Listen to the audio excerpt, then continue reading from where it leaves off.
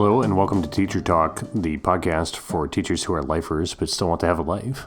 This is Jared, and as always, I'm joined by my partner, Johanna. Hey, Johanna. Hi, Jared. What are we going to talk about today? Resources for your classroom. What? I don't know. It's summer, and so normally we have this whole, take care of yourself kick, but there comes a point when a teacher starts to get bored during the summer and they start drifting into pretend land of what they're going to get, make, do, need for their classroom. They start singing their podcast titles for no reason? Yeah, why not? Is that one of the symptoms? It's summer. Okay, so we're going to think about the classroom for a little bit. We are. Well, no, because no one should go into the classroom. But, you start perusing the Pinterest, going on the teacher pay teacher. That's what I said, think about. Yeah, okay, think about. I should listen better. Okay. So, all right, where do you start? Well, place number one is to not do it. Don't think about your classroom? Yeah, if you can. I mean, the sirens call is pretty strong. I'm doing it myself because we're so relaxed and we have time and it's fun. We enjoy teaching and thinking about our future students and what we might need to be good at our job. And so if you can avoid it, do, but the siren song is beautiful. And so I get sucked into. Of thinking about work? Yeah, more of thinking about reflection. What do I want to change and do? It's kind of like child 1 has grown old enough that you're now ready to start contemplating child 2. And so you start thinking through what am I going to do different? It's an audio medium. The listeners can't see me just kind of looking at you and blinking with a confused look. You never do this with work? Well, I don't have a summer, so it's different, I think. The 2 weeks vacation, you don't even do 2 weeks. The 10-day vacation, maybe 7, that you do doesn't cause you to start dreaming about how you're going to restructure your work world? No, it doesn't. But what you're saying, this is if you start slipping into thinking about work again. Yeah. This is the Johanna approved thing to think about? Is that what you're saying? This is the filter I would put everything through. So some advice. There's a lot of things you could think about or worry about, but if you're going to be thinking about work during the summer, resources for your classroom, or if you like, resources for your classroom, is what you say you should think about. Is that what your message is? They're just going to. My message is, I don't know what my message is. Yeah, but why resources for your classroom? Because it's on their computer and it's fun. You can just scroll. And it's pretty to look at. And sometimes there are YouTube videos. You go down this rabbit hole of resource looking. If the number one thing is don't, why is this the number 2 thing? Well, because you're going to. Because, I know I'm not supposed to, and yet I do. So... Think about my classroom or think about resources for my classroom specifically?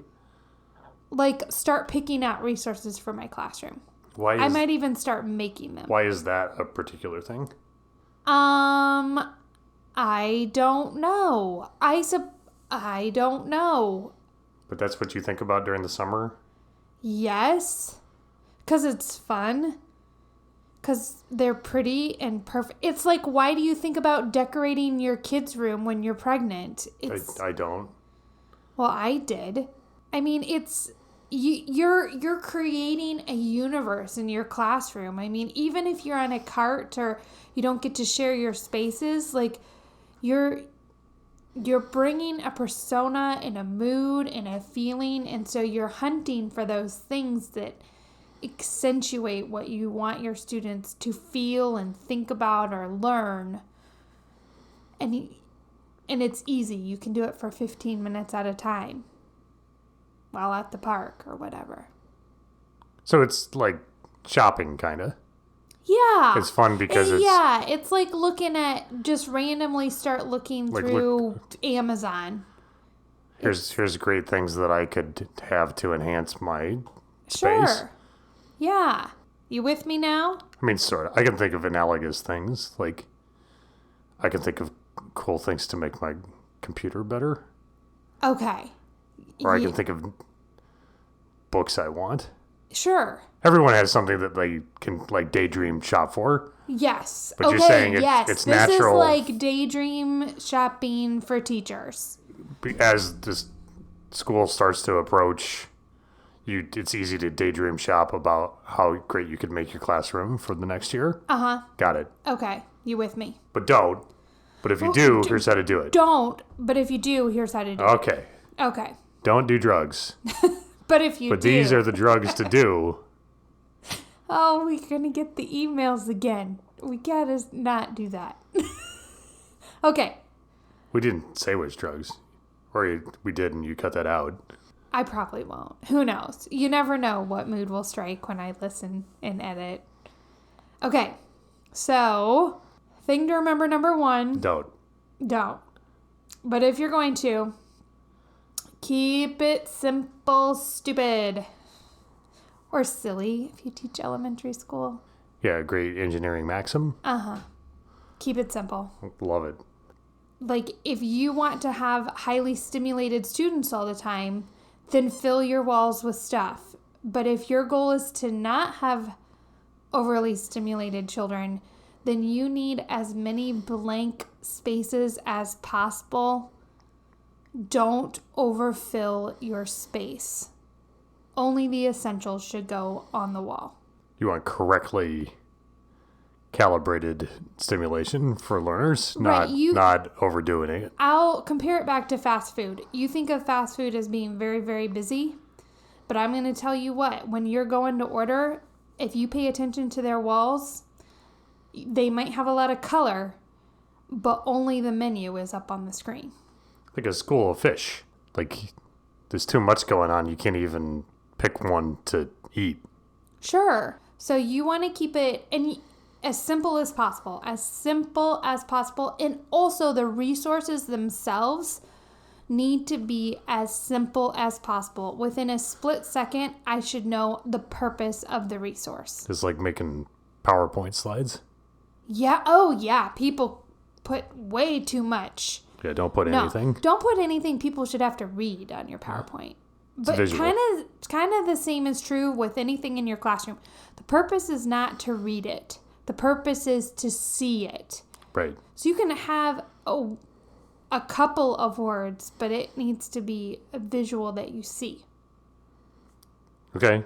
I'm on board. So you're going to keep Maybe it I simple. should challenge it more just for the purposes of the podcast, but I don't know how. I get it. That's a good idea. Next, if it is not connected to something that will influence behavior, danger, Will Robinson, back out.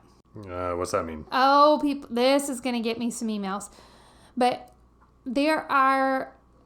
so you can create a mood in your classroom, but I strongly encourage you not to have clutter in your classroom that shares your personal interests. Okay, like I was in a middle school history teacher's classroom, and they had a clever little poster about like how like a farmer and a guy would like do things under different forms of government. And there's like capitalism and socialism and Soviet communism and blah, blah, blah. And they're all little jokes of like oversimplifications of how that worked. I really like that poster. Yes. But that's a bad poster for your classroom. Did they reference it in the learning? I was not actually in the class as an adult. Okay. So like, but I bet not. If you have resources that are hooks, fantastic. Put up whatever hook resource that will get the kids curious into the learning you want. But like the sports team, not gonna make a difference. However, like, so that poster's not connected to behavior, but you say that's okay because it's a hook. Is that a separate concept? No, it's still if it connects to learning. So if I'm going to teach about fascism and I have some dorky poster that makes a joke about fascism. It does. That's what that poster did. Then great. Okay. Because now I might switch out that poster. I might not want to put that poster up on day one. But like entertainment value connected to the learning is A-okay. But if I have a poster of Tom Brady because of how awesome he is. Yeah, unless you're going to somehow connect Tom Brady into the learning and every student is going to care about Tom Brady and therefore they're going to learn more or the behavior is going to be influenced. Nope. If you care that much about Tom Brady, get yourself I have a ton of small mini 5x7 things that are just for me. Right? That are near my desk, that they're still on the wall. I like them. And kids will, pictures of your family or pictures of people you love or your pets. Kids can still see who you are as a person, but it's not taking up valuable, poster size real estate in your classroom, on your walls. So you said if it's not connected to behavior, it's bad. Or the learning. Or the learning. Learning or behavior? Yeah. It's not worth your time. Got it. Okay. So what's another example of an unconnected poster? I will a lot of times see things that are connected to sports teams or like Tom Brady. Or he's a sports guy, right? Who that is, right? I think so. Football? There you go. Yeah. You know why I know that? I had a student who really liked Tom Brady and he taught me. Yeah. And that's all I know. 6 Super Bowl rings. Pretty big deal. Through the eyes of a 15-year-old, that is what I know. Now, you can have themes. You'll walk into classrooms and they have themes. But I've seen I've seen a classroom that was covered in cat posters. And although adorable and entertaining, I'm very confident that teacher never connected that back to the learning. And it would have been better served off the walls. Hopefully that person not listening. I don't know. That person was Angela from The Office. But I get it. I used to do it too. And save I'll call it clutter. Save the clutter for things your kids create. What about... Save the poster space for stuff that is student driven. Save space so that part of them is up on the wall. That's great. That's connected to the learning. But, create themes. If you're a really big sports person, you can create a theme so the stuff that has to be in your room that's around your room, like the tape dispenser, is a football. That's fine. Go to town. But your wall space needs to be for learning or connected to behavior. What about, in my opinion? What about really big, high production district posters with a bunch of words about values or learnings that are essential? Uh-huh. Should those be in classrooms? Okay. So you will get things that you're required to put in your classroom. But that would, according to what you just taught me, that would be a bad idea because it's a bunch of words and it takes up real estate and it's a visual distraction and it probably costs a lot of money. I know where you're headed with this because you have opinions. Obviously you can't not put up something that you're told to put up, but there are valuable real estate options in your classroom and there are non-valuable real estate options in your classroom. And if it was me and it wasn't connected to learning, you could prioritize the space. I would prioritize the space. All right. Yeah. Okay, so let's jump in though to what I'm going to label the Pinterest trap.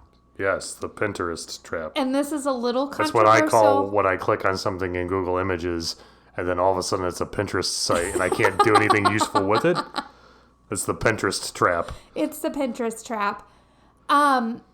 You will see things at their best. You will see resources created not by teachers that look pretty. And it is worth saving ideas but it is not worth printing out or using what somebody else made. Oh, I see. Okay. Resources, comma, created not by teachers, comma, that look pretty. Not, that's what you meant. Yeah. You didn't mean they're created by ugly teachers? No. I got it. Okay. I was confused for a sec. Created not by teachers, comma, that look pretty. Yeah. Yeah. There's a lot of graphic designers right now that are making good money off of like consultative work with a teacher, and then they are designing pretty work. What do you care? I mean, because it's just a waste of time and energy, and it's like all the stuff when you go to the baby store, if you've ever had a baby, there's all this stuff that looks so pretty that you think that you need, and then once the baby is there, you don't give two hoots about the pretty stuff. All you care about is the practical, efficient, it will work, it's been tested. Like, you need to be very conscientious over where you're getting your ideas from. Pretty and cute is for daydreaming shoppers. Practical and effective is for people that live with things. Yes. Yes. And you mean like, you're not just talking about, like, you could just buy the pretty thing on Pinterest, right? Oh, yeah. But you're saying don't try and... It'll connect you to Teacher Pay Teacher. And then that will have this beautiful rules poster. Well, what's wrong with just buying it then if it's well designed and it fits your criteria? You don't even know you did a segue. Oh, good. Kids, homemade, in my opinion, is always best. Why? Because kids are constantly exposed to technology-produced everything. They are exposed to digital on the computer. They are exposed to everything being printed out. They respond differently to something that is homemade. It's like I can give you a blanket I purchased, or I can give you an Afghan. Like, homemade is now like, it used to be when I started teaching, if you really cared, you made everything on the computer because it was so much more work and it was just, blah, blah, blah. Like, it was just seen as better because everyone did homemade. But now it's the reverse. Like, if you hand the kids like a pass, you can print ones from Teacher Pay Teacher and they look beautiful. But the one that I've made that has my hand-drawn toilet paper roll on it is, well, courtesy of a student teacher of mine, by the way. Kids love it. They think it's the greatest thing ever. Like, they are so much more interested in the homemade with your weird writing, and the font's not the same and it's not perfect, but it's clearly made by you. That thing they will read and pay attention to. Because, I mean, we don't have to figure out why right now, but I suppose just generally they're sort of trained to tune out slick production values because it's marketed or... And I think they know I think subconsciously they know it's not yours. Yeah. Like, even if you get a document and it lets you type everything in you want, like it's just a pretty banner and you type in what you want and print it out, I think they gloss over it.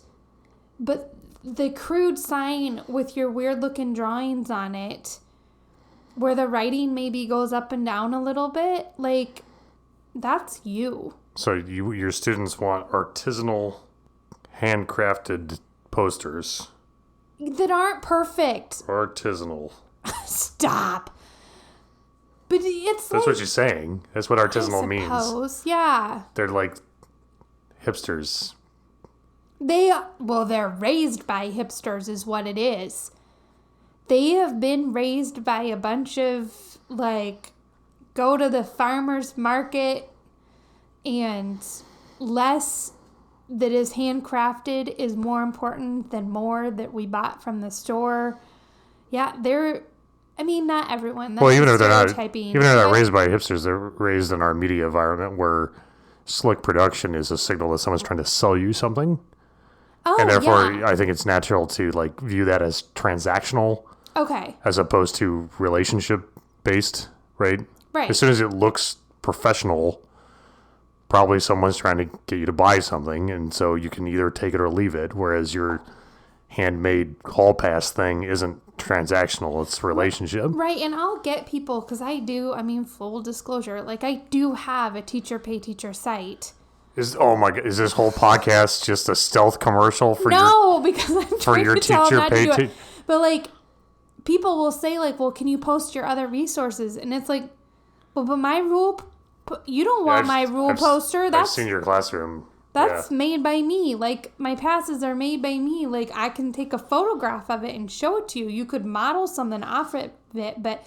You're not like... I mean, you just kind of wrote on colorful paper on the wall. No, it's on white paper. But I did it with colorful markers. Okay. You can't go wrong with a bunch of Sharpies. But yeah, I'm not saying don't find your ideas. Sharpie brand Sharpie pens.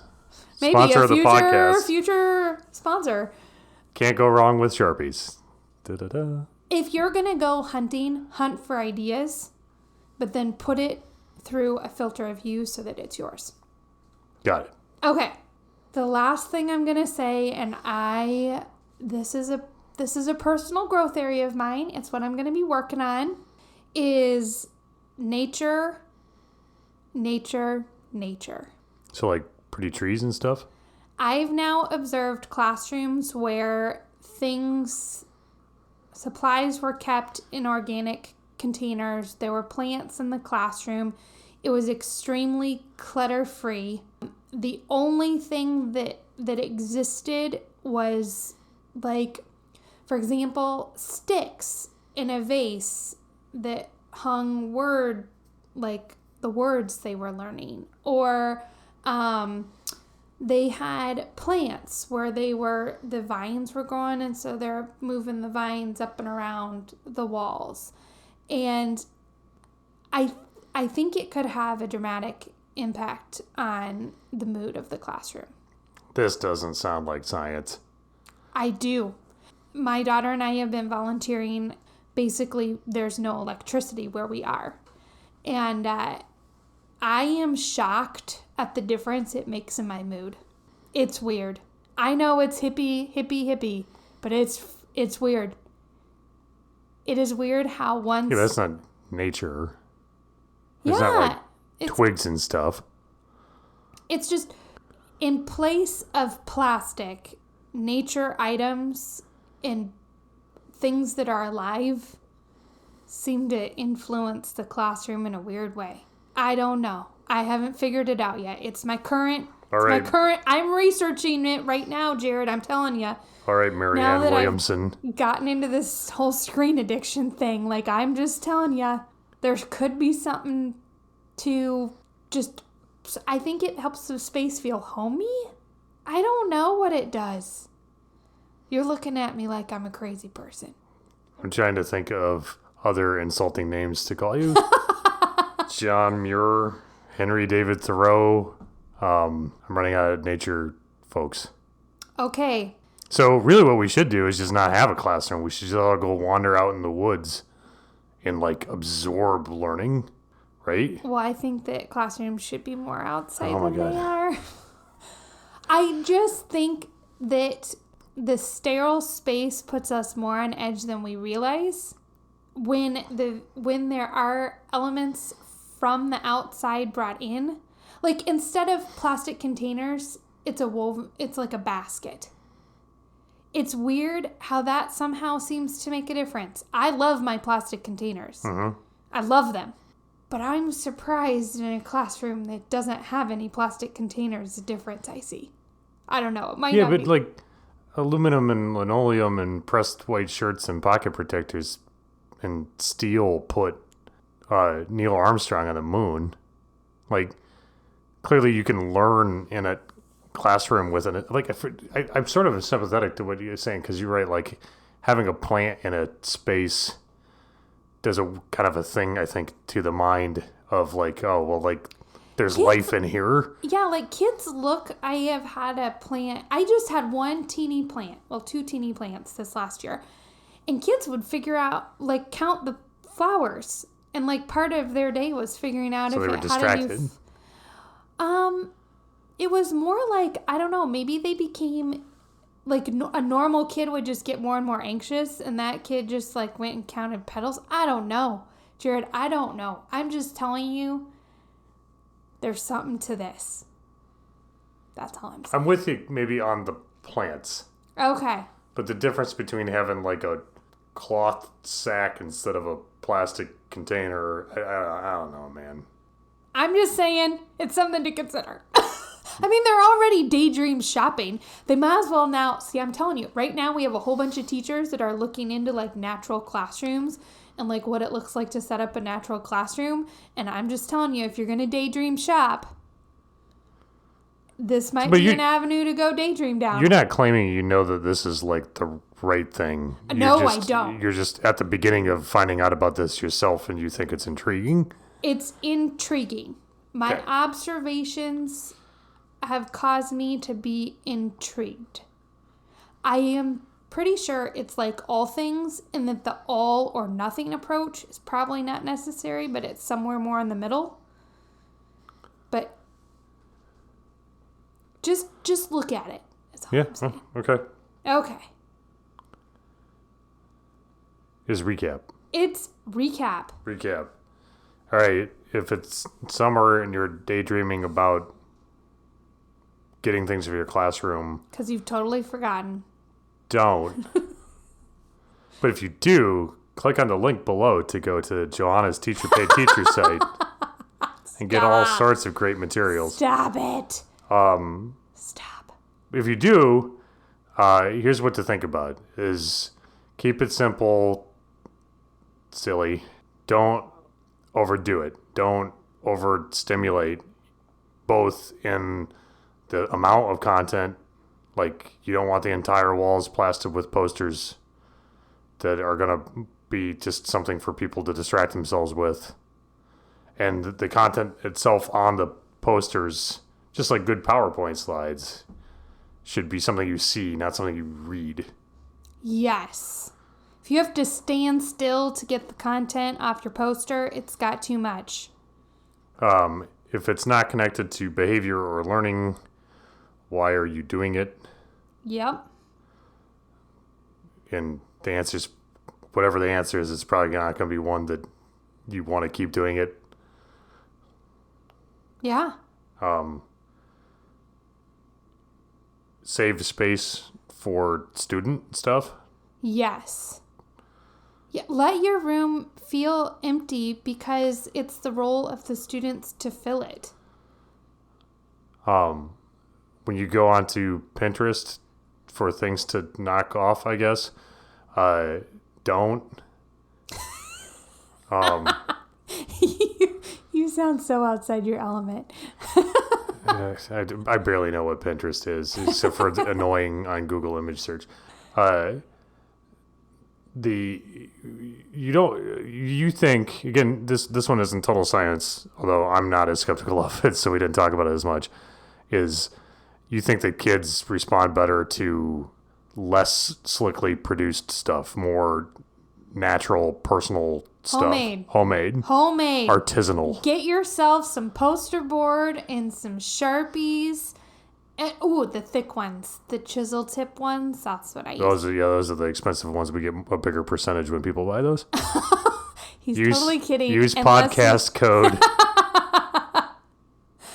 But, should I share a couple of tricks about how you make a big poster? Maybe a different podcast, because this one's already kind of long. Okay. How long are the tips to make a poster? Oh, you just draw it out in pencil. Yeah. And then you never erase, and you go over top of everything that you like with Sharpie. And then when you're all done, if you happen to see pencil lines that you don't like, you can erase those. But otherwise, it's good to go. And once it's on the wall, you won't notice the pencil. This is how you make an artisanal poster. Artisanal poster 101. And then nature. Yeah, I think there's something to this. Plants in the classroom.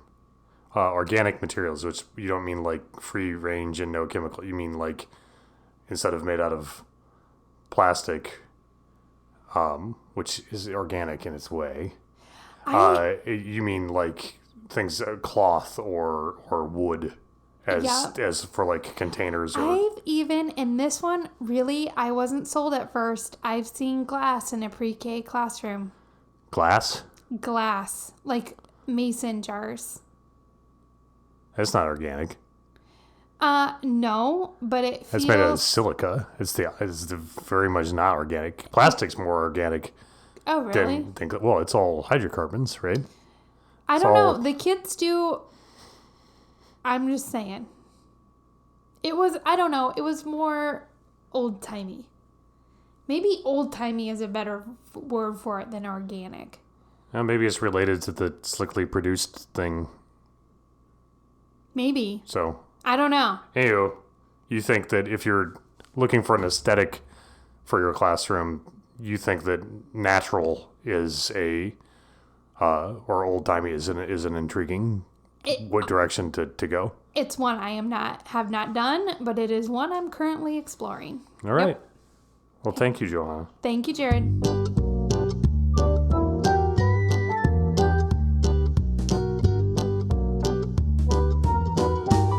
Johanna, do you get questions from listeners ever? Yes, we do. How do those listeners send you questions? They send us an email. Where does that email go? teachertalk4teachers@gmail.com. But wait, what kind of 4? How do I do 4? All of the 4s. They can do a number 4. They can write the word FOR, or they can do FOUR, even though that one doesn't quite make sense. Well, perfect. teachertalk4teachers@gmail.com. Yes. Thank you, Johanna. Thank you, Jared.